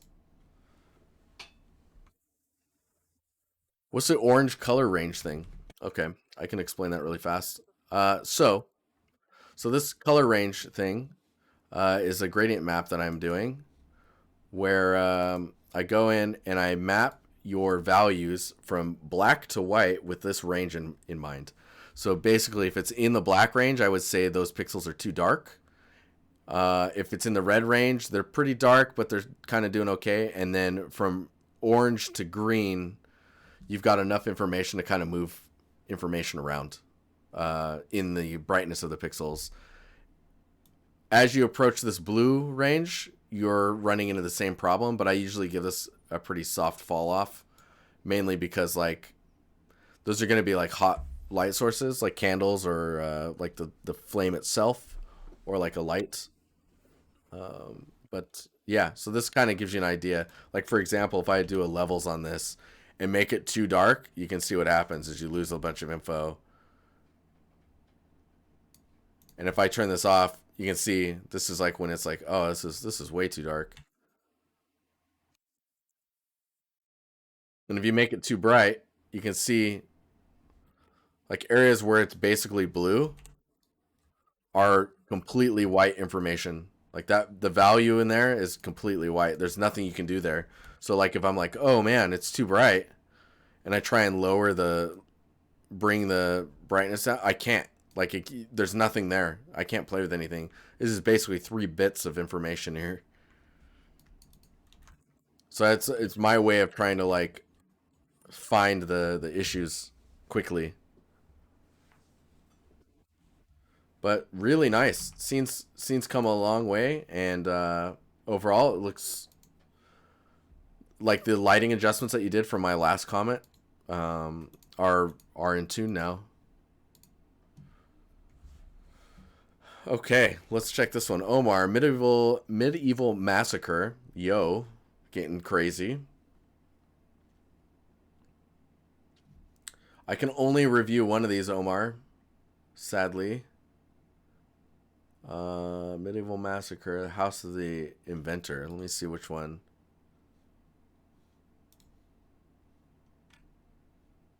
Medieval Massacre is the newest one, so we're gonna look at that. Ooh.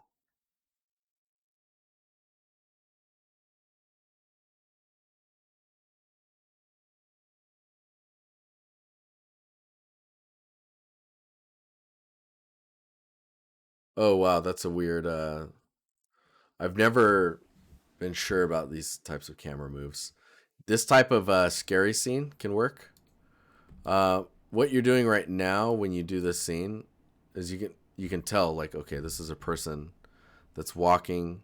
It feels like someone walking to the scene, and then the camera breaks off of the person and it goes up here. Be really careful to not do too many actions with the same camera. Do a cut, and then once you cut, you switch to another effect. Cause like, see, you go from this shot, which is spinning slowly, but maybe too fast. It's going towards the building, and then you're like think about imagine. Okay, this sounds crazy, but imagine the person that is watching your work, their head is in your hand and their eyes are here, and you're moving them with the camera, right? So imagine I'm like, okay, yeah, no, you're going this way, everything's cool, and you're walking forward. You're walking forward. Oh, now you're floating. So that's already kind of weird. You're like, oh, now you're floating, and then I'm like, oh, okay, now you're spinning, and this is really strange too, and it keeps spinning, and it's moving forward as well. That's really, you know what I mean? That gets confusing for the viewer. And then you're like, okay, fade out. Okay, now you're in another room, but now we're going back and we're spinning. So it's thinking about do this shot, by the way, super cool. This shot's really intriguing to me. This in itself right here, this could be a render. Yeah, so you cut your shots up. Try not to have your shots start still and then move. Always trim off the still part of the action. Oh wow. And then think about the way the camera is moving based on like um, one movement to the next from shot to shot is going to be consistent. So if you're moving left to right, the next shot should be left to right, or a still shot that maybe if it looks left, then you can go because it's looking left, and then you switch to your next shot. Now you have the ability to naturally go that direction. So it's really important to get comfortable with that type of stuff.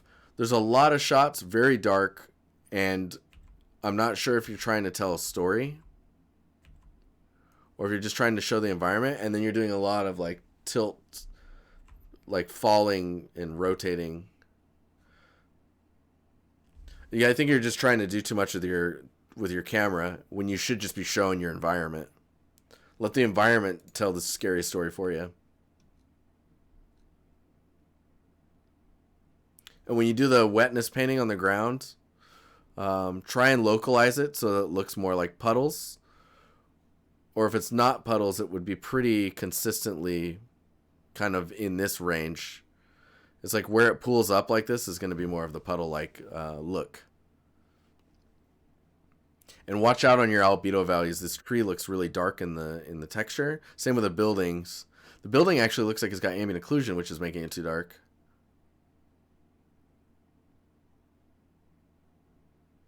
Yeah, through the stream, you're mostly seeing hot spots in the video. Yeah, it's very dark, and I can totally get why you'd want it to be a pretty dark scene. But you can see the brightness of the sky. The brightness of the sky does not reflect how dark it is here. Like this should be much brighter because of that. Yeah, the scene's just very dark. Like if I grab this image and we go to Photoshop and paste this here, you can see we're already like wherever it's black is too dark. Like you don't there's almost no information in those areas. Oh, this is cool with all the breakdowns of the material. Holy cow. But yeah, I would concentrate on your composition, storytelling with how you move your cameras around, and then really look at like the brightness and the albedos of your materials. David, you're up next. Hey, Jeremy, working on this scene. Let's see here. For about a month now, still pretty blocky, but I'm pretty much polishing it all together at this point. So this angle is pretty intriguing. I really like this frame. I mean, it's the same frame except I say pretty intriguing because I don't know what's going to happen over here. It's a little dark as well.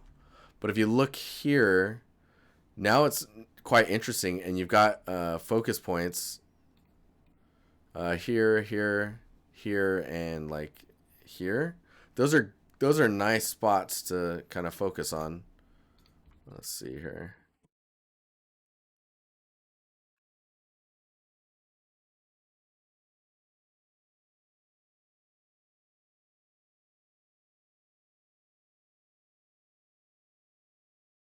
Yeah, you're doing pretty good on your brightness levels. You're sitting in that orange to green. Little bits of blue in there. I think this is balanced pretty well.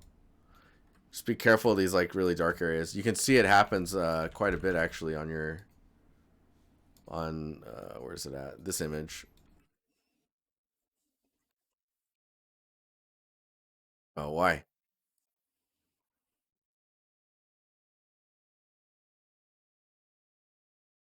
Yeah, you can see here it's pretty dark. So you're just gonna want to bring up your levels on that. And it looks like there's enough info in there to play with. Maybe my range is wrong. Yeah, let me look at that really quick here.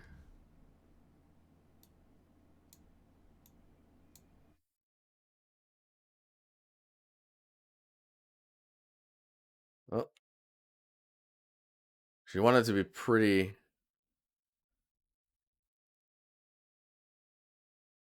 tight. I think maybe like there.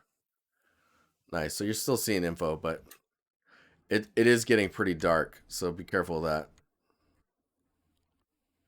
Pretty cool, man. Um,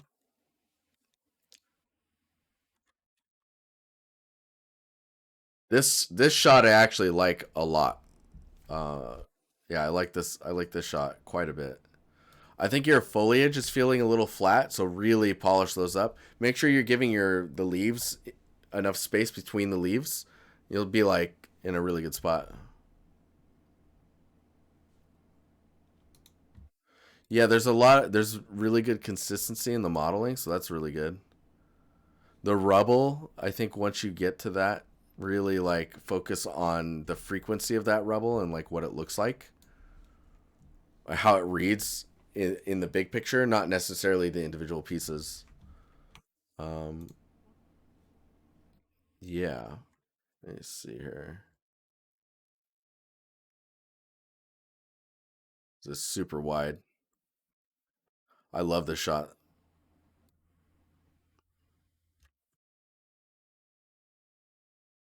You can see I'm having a hard time bringing those shadowed areas up. So like, don't hesitate to bring those areas up in brightness. And like this area being really bright is okay. We just gotta let me see if we can do like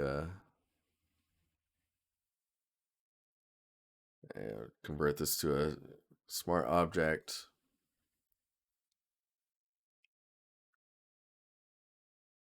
Blur, Gaussian blur, and then we'll do a like a screen. I'll put a mask on top of this. And I think what you want to do is just wipe all of this out and then just kind of paint it where you want it to happen. Maybe a little bit here. Get that nice glow going.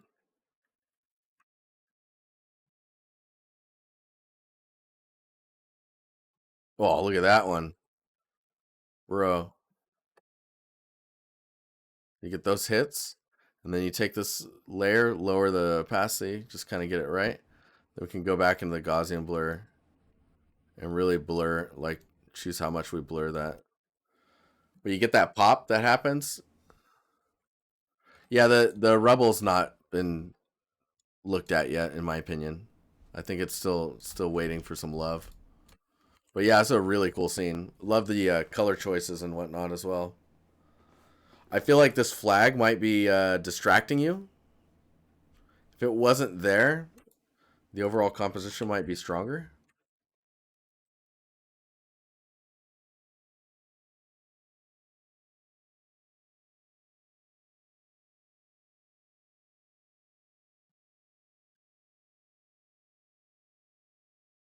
It might make the shot too wide, and in that case, you do something like that maybe. Anyways, really cool scene. I don't have too much to add on to this. It looks really good, and just pay attention to the rubble. Okay, Jen Walter Sluka. Let's go. So I'm making a fan art of Karen S. Jet Fleet Command based on Homeworld 3 trailer. So screenshot from the trailer. Okay.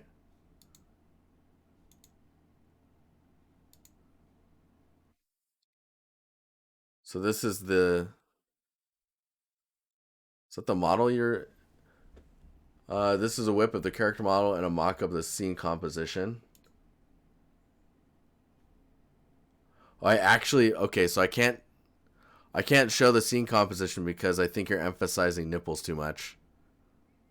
But the character is looking pretty good. When we look at here, I would say her hair just needs to be more voluminous, like much more volume to it, just thicker. Right now it's very strandy.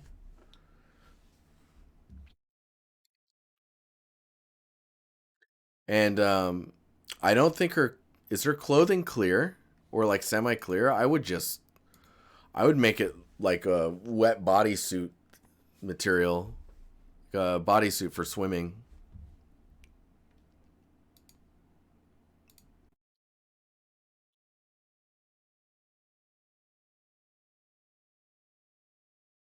Oh, I see it in the trailer too. Hang on here.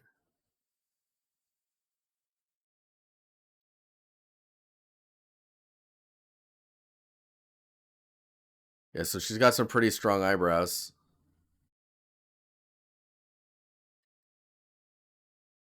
Huh. Yo.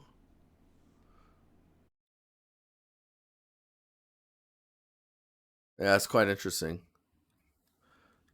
Yeah, I would say so. See here and here, that might be see through or like this kind of like semi transparent.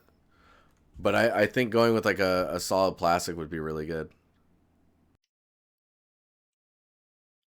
Let's see here. Okay, we've got Keaton Bubbles. This has come a long way.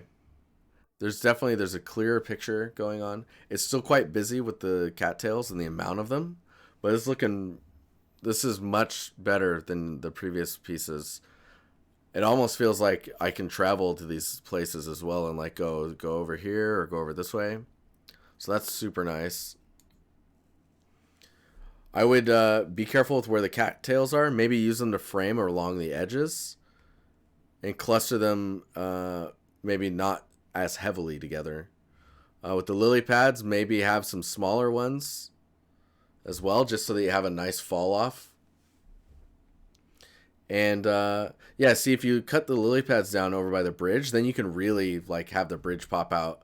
Because right now, visually, you don't see this path that you can take because it's you like you run this way and then it stops here because visually it doesn't look like you can go that way.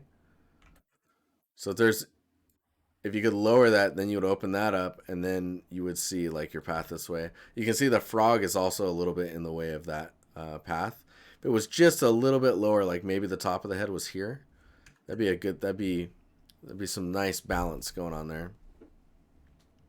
The other thing I would suggest is when you see the rock placement here, they're all very evenly distributed from each other. Like the distance between them is very similar.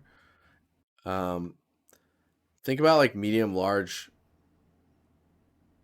and small shapes. So like if you have this one, see I see that you got a little one there. Get some smaller ones here. Get this one.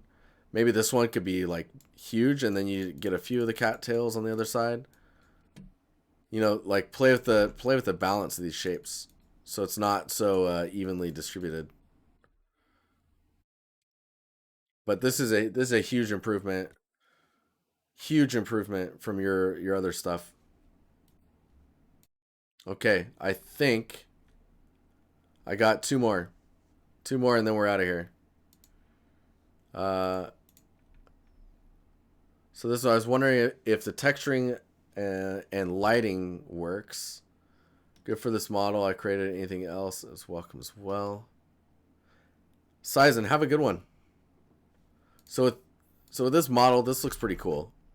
Um, I'm digging it. I think you're not rendering long enough, so you're getting a lot of this noise. You can totally, if you let it render long enough, this noise is going to go away. Whoops. Material breakup is pretty good. I think the handle wrap material feels a little like the roughness feels odd on it. Looks a little oily. I think it should maybe feel a little bit more like a wrapped leather, right? On this side, it looks more like oh man, this sounds terrible, and I don't mean it in a bad way. It just the material reminds me of it. Is it looks like when you go to a kebab shop before they start shaving it away, like the surface of the meat. It feels like that material. This side not so much because of the layering there, but you really got to think about like, okay, what type of material is this? Why does it look like how I just described it? And what do I do to get away from that? It's a balance of roughness and albedo, and getting those to look the right values is going to be really important. Now for the lighting, you were saying you were wondering if this was good. I mean, this looks pretty cool. I think that edge, if it could fuzzy up just a little bit, it might look a little bit more like a lightsaber. Interesting description. I'm so sorry. But yeah, it's pretty cool looking thus far. These little wiry pieces might be a little thin, a little too small. Thicken them up just a little bit, and that would help quite a bit. Other than that, and render longer, and you'd be good. Presentation wise, this looks pretty nice. I don't think you need to put your name in the corner here. Maybe just the Maya image. So you could just go like this.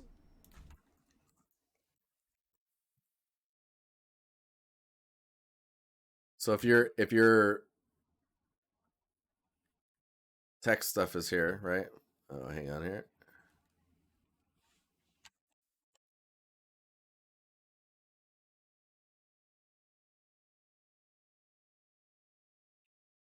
You could do something like that if you really wanted to show that you made it in Maya, right? And make sure there's not this little edge here. There's like a little single pixel edge. But I mean honestly, I would frame up for your thumbnail, just like focus on the lightsaber area and get some more geometry in there. I'm counting some edges. All right, last one. Sebastian. This looks good, man.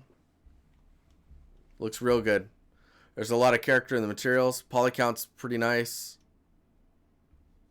I like the way you're presenting this as well. I kind of wish one of these was like a, okay, here's the shot. You scroll down, okay, here's some material shots of it. This one too. I want one that's full width. Oh, no problem, Alex. Cheers. That yeah, full width, and you scroll, and it's just high res surface information right in your face. You know what I mean? And you're just scrolling down the asset. It would look really nice. Presentation wise, looks pretty good. Materials look good. The material breakup is really nice, like logical looking. Let's see. Thumbnail looks pretty good. This buffer space here is real tight. I'd be careful with that. And when you zoom in on this area, this actually, the detail that's on there feels a little stretched. It's especially noticeable in the thumbnail. It feels like it's being stretched just a little bit. But other than that, I mean, look at this portfolio. Man, the glow up has been real. It's been fun watching you grow, man. Always posting better and better work. Okay. I think that is it. We are 15 minutes over. Well, 10 minutes over. I started at 8:05, I think. Oh, an old and a new one? Oh my god, Bubbles, that'd be sick. That'd be really cool. Okay. I'm going to get out of here, guys. I really appreciate you guys hanging out. Look at that. Lighting is changing now. It's time to get out of here. But let's get the is there anyone to raid? What's happening?